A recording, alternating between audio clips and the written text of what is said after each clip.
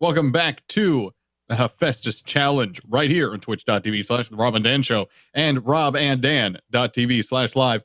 Over on Imagine Stream, we have Mad Hatters versus Sacrilege happening right now. Sacrilege has gotten a kill on them, but it's just 1-0 so far. Anyone's game, and it is on Duel at Dawn, so it could move quickly. With that being said, again, joining us, Fourth Oracle. Thank you again to Sammy for that intro and that time he took to talk to us. We're going to hop right into game here and see what the Clamor rather, and Sky Invading Rhinos has in store. Oracle, L5s, what do they see? What do you think about this matchup?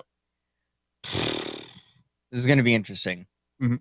Back in time, they're going to take an engineer pilot, which is an interesting decision for Persian Rumble. My guess is they're just going to be trying to buy time in case they get into trouble. But they are going to be going to the Junker as well. So this is going to be...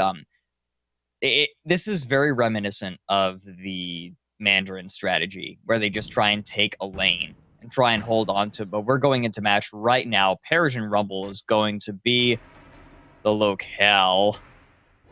Very interesting map. You end up with a decently high flight ceiling, but you have plenty of buildings to create almost a maze network to move between. You also have tons of clouds that allow for easy ambushes. This is one of the premier ambushing maps. I don't know if premier is the right word. Interesting word use, but I'm gonna let it slide on this one. Oh, good. We're gonna let that one go. We will get loadouts here for you in just a moment. Again, this is on Persian Rumble. Clamor versus Sky Invading Rhinos. First ship, the Quackin' Time Galleon, piloted by Steel King.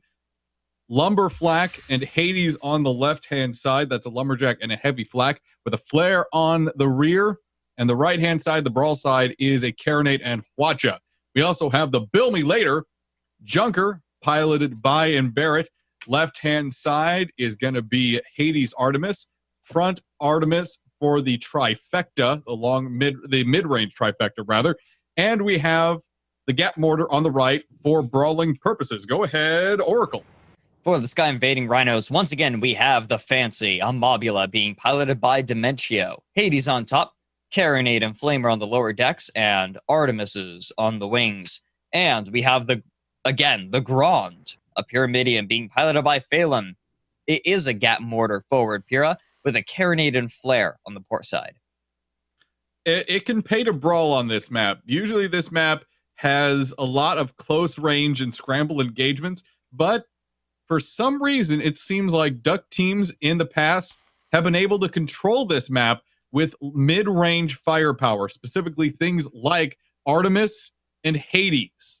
We've seen a double Junker from a different Ducks team in the past absolutely dominate this map with Artemis and with Hades firepower. So we'll see exactly how this works out for the Bill Me Later and Quackin' Time, which has, again, a very solid combination of mid and long range firepower that can absolutely suppress an enemy team.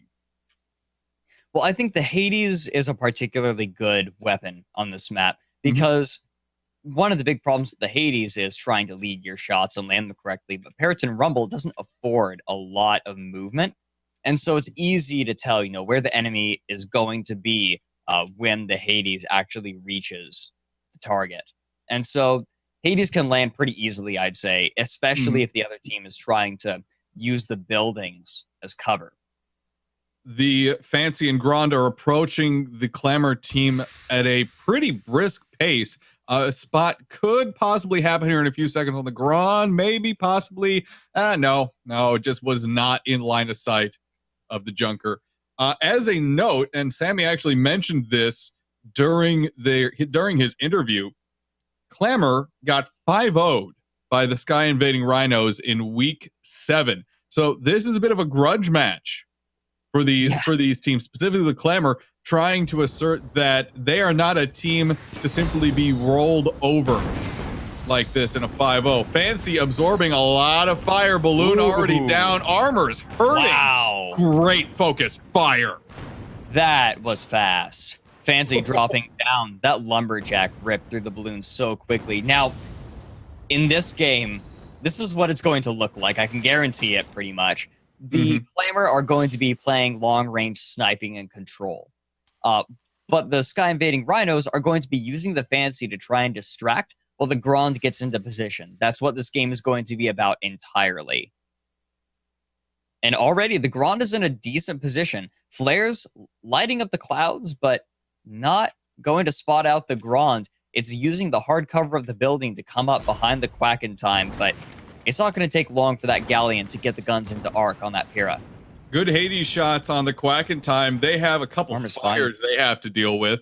Looks like they're going to get it under control pretty quick, though, if they can. Armor's hurting just a little bit on the Quack in time, getting a little low there. They were struggling just a little bit to keep those fires under control and get their armor back up, but they appear to be, they have things under control once again. Grand is in a wonderful position, though. Look at that positioning on the Grand. Oracle, how important is this position for them right now?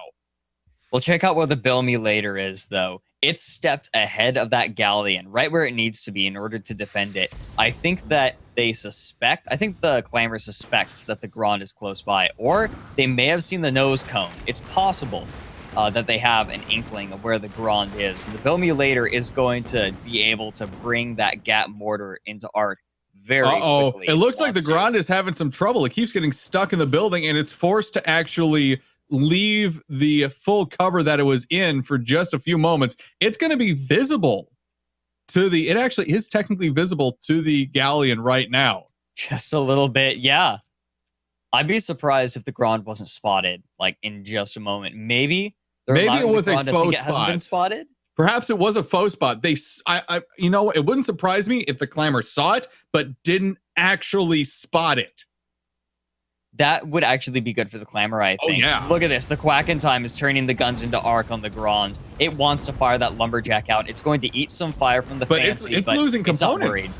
It's losing components, but the Bilmy later is getting chances to fire, but the Grand is coming in. The focus fire is on the Galleon. Where's the mortar? It's coming out too late. It's not there. And it's going to buy a little bit of time for this Galleon, but the Fancy is coming in as well. Bilmy later doing some serious damage to this Mobula. And it might give its life to try and take down this Galleon. Galleon goes down. Bilmy later getting the Gat mortar on the Grand, though. Armor still up on that Pyrrha. It's burning moonshine to get away, and the Fancy is getting arcs on this Junker. But the Hades are just not terribly accurate. There we go. Tough situation for the Ducks there. I felt like they were just a little overconfident in that situation with their positioning, and that kind of bit them in the rear, so to speak. Bilmy later getting hammered by both the Grand and the Fancy.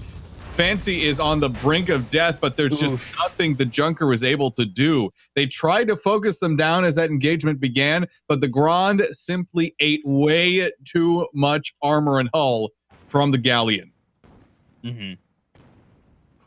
Very, very dangerous for the Fancy right now. It's kind of been the damage soak and the distraction for the Grand, but it probably won't be able to do that now. Especially if the Quack in time learns from its mistake there. Its big mistake was it brought its guns to arc on the Grand, and it gave too much time for the Fancy to fire back. That's odd to say, because you definitely want to, continuously disable or keep out of position a Metamidian because of how dangerous they are. But that's very accurate. The Fancy has those 5 forward-facing guns, and 4 of those can be firing at the same time, but the captain gets involved.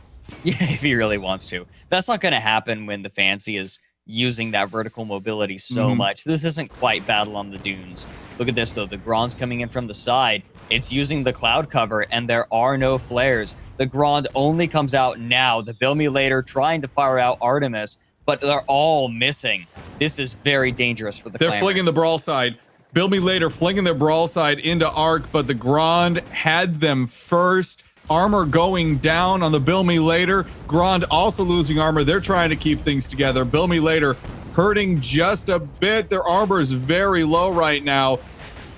Fancy coming in as well. Bilmy later. Balloon is gone. Quack in time taking shots all over the place. Bilmy later is hurting too quite badly. No ship able to close the deal just yet, but Clamor is under a lot of pressure right now to do something before Quack in Time rounds out and gets flamed out against this building. That was, oh my goodness, look at all the fires on the Quack in Time. All but one gun are on fire. And that's because there's heat sink loaded into the flak. Armor, not looking great. Engines are finally starting to burn out. One comes back up, but the balloon is what really matters, and it's still burning. The Fancy managing to disable the Quack in Time and the Bill Mutilator, buying time for the Grand to come back in, picks up the kill on the Quack in Time, and now the Bill Mutilator is in a massive amount of trouble. We're looking at another 5-0 victory potentially, Dan. This is tough to imagine, especially with how close that first engagement was for both teams. That was a hairline engagement, as one might say, but that was relatively one-sided. Yeah, definitely. I definitely thought the Clamor was going to be able to pick up this next engagement a little bit better, but they took too long getting back together and trying to hold a position. They picked a bad one. They couldn't relocate. The Sky Invading Rhinos engaged again too quickly for them to do anything about it. And now look at where they spawned. Mm-hmm. And once again, a great flank. The Grand and the Fancy are really doing a great job of working together and flying to a point where the Grand it's having perfect positioning for almost every engagement it goes into. But right now, it's actually just charging at the Duck's position. I don't think the Grand didn't realize where it was going and that the Clamor was right there. All right. Yeah, you saw how quickly it backed up. I think that was moonshine. Yeah, it just hit the moonshine the moment it saw both of those ships at the same time. And now the Fancy is going to play the game it plays best. Defense for the Grand. This is going to be an easy situation for the Fancy unless the Lumberjack is in arc. Fancy starting to take a little bit of damage there. They're going to have to be careful because if that armor goes down on the Mobula once again, it's probably not going to survive.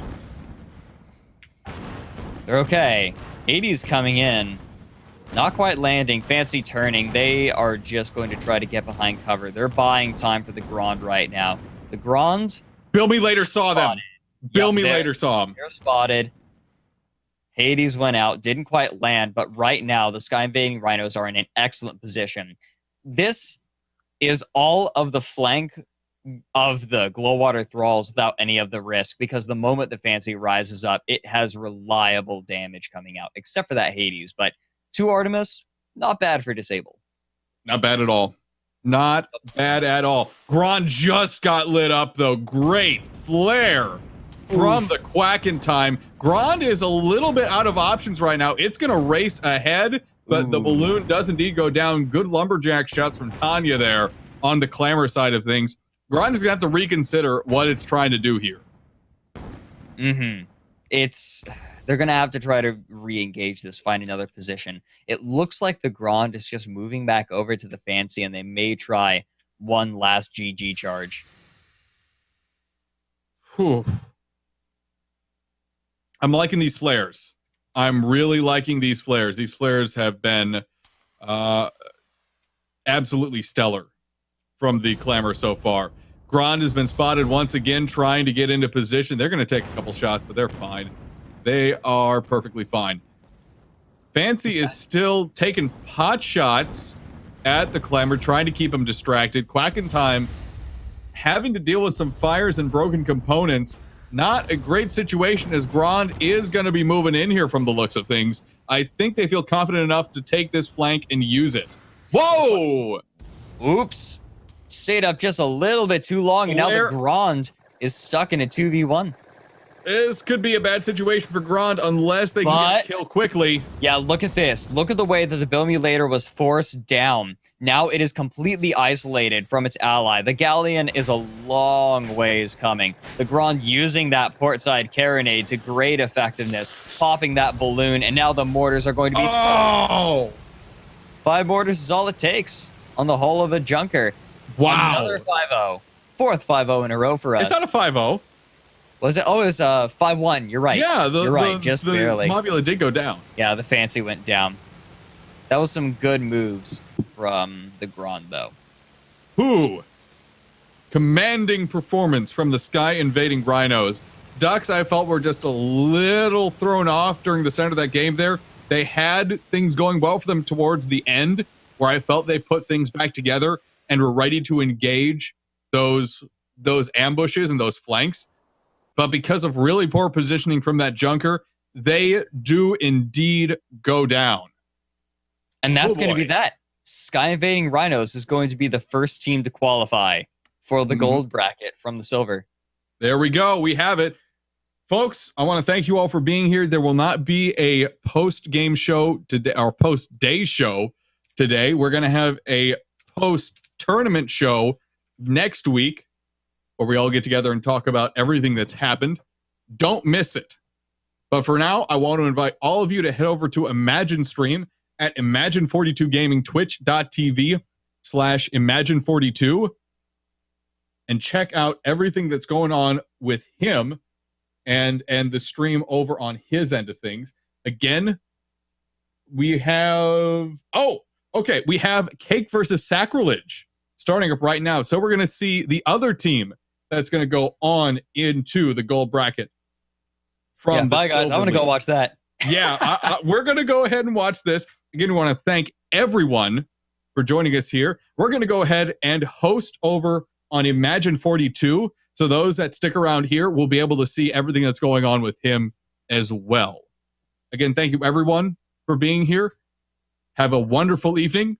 We'll see you next week for more of the Hephaestus Challenge, and specifically the Gold League, the Gold Playoffs, which will be best of threes right here on twitch.tv/The Rob and Dan Show and robanddan.tv/live.